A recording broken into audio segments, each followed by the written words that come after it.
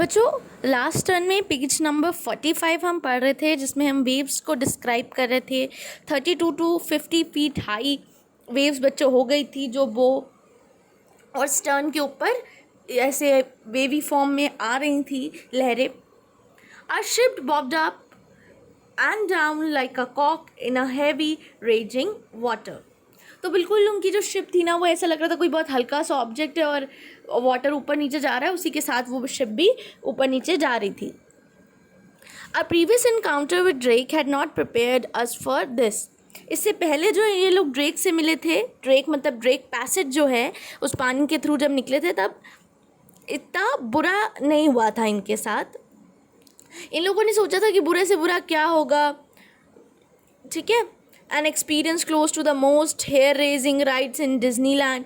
ऐसा क्या होगा, मतलब वो सोचे थे कि बहुत बुरा होगा तो क्या होगा, जैसे डिज्नीलैंड में बहुत ज़्यादा हेयर रेजिंग राइड्स होती है, मींस आपके सारे हेयर्स खड़े हो जाएंगे, काफ़ी डेंजरस राइड्स होती हैं वहाँ पे। तो ये लोग सोचेंगे थे कि बुरे से बुरा वही होगा, बट ये कभी नहीं सोचा था कि वो विंड की पूरी स्पीड 90 नॉट्स हो जाएगी। बच्चों नॉट्स एक यूनिट है, ठीक है, और वो रात के 12 बजे इस स्पीड से चलेगी। 30 मीटर हाई वेव हमारी शिप पे आके क्रैश करेगी और शिप इतनी बुरी तरीके से इधर उधर घूमेगी that none of us made it for breakfast later that morning. मतलब इनका पेट रात में बच्चों इतना ज़्यादा हिल चुका था क्योंकि वेव की वजह से शिप इधर उधर जा रही है, किसी ने मॉर्निंग में खाना ही नहीं खाया। ये लोग अपनी कैबिन्स में रहे और अपनी बर्थ में हंग्ड रहे पूरी रात कि, और इनको ये भी लग रहा था कि कब फियर सी आएगा, विंड्स आएंगी, है ना, और फिर वापस से वो ड्रेक शेक जो हमने पिछले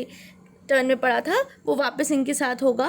तो ये ऐसे डर के रहे। इनका काफ़ी बुरा इनकाउंटर था। We clung on the side rails of our berth for fear of being hurled out on to the floor. तो ये जो बर्ड्स की इनकी साइड रेलिंग्स थी बच्चों, उसको इन्होंने पकड़ लिया कि कहीं हम गिर ना जाए, ठीक है। कि कुछ लोगों ने सिकनेस पिल्स खाई हुई थी, but there was hardly time to even think of sea sickness. बच्चों सी सिकनेस क्या होती है, हम लोग को कुछ लोगों को प्रॉब्लम होती है कि वो जब सी में जाते हैं तो उन्हें अजीब टाइप की सिकनेस होती है। जैसे कुछ लोग को एरोप्लेन से हो सकती है, कुछ लोग को बस से हो सकती है, कुछ को ट्रेन से हो सकती है। तो इन लोगों ने पिल्स खा रखी थी उसकी, बट इन लोग के पास इतना टाइम नहीं था कि ये लोग उसके बारे में सोच भी सकें। वो सारी कोशिश कर रहे थे कि सो पाएँ और सारा कंसंट्रेशन था उनका कि अपनी बर्थ तक अपने आप को रख पाए। Even 2 days after we crossed the Drake safely, we nursed skin burns and strained muscles caused by sliding from one end of the berth to the other। अब बच्चों इतनी वाइल्ड तरीके से शिप इधर उधर हो रही थी, इवन इन लोगों ने ड्रेक को, जो ड्रेक पास था उसको पास कर लिया था सेफली। उसके 2 दिन बाद तक इनकी स्किन में कुछ बर्न्स, कुछ मसल्स स्ट्रेन रही। The journey through the Drake passage was stressful, बहुत ज़्यादा स्ट्रेसफुल थी। हेयर रेजिंग मतलब बाल खड़ा कर देने वाला एक्सपीरियंस था। स्क्रीमिंग विंड थी, ज़ीरो विजिबिलिटी, कुछ दिख नहीं रहा था, इतना ज़्यादा मिस्ट था, फॉग था, न सन था, और इतनी बड़ी बड़ी वेव्स टॉस कर रही थी शिप को, एक जगह से दूसरी जगह पे ले जा रही थी। बिल्कुल ऐसा लग रहा था जैसे वॉशिंग मशीन में बच्चों क्लोथ्स नहीं होते, वैसा इनको एक्सपीरियंस हो रहा था।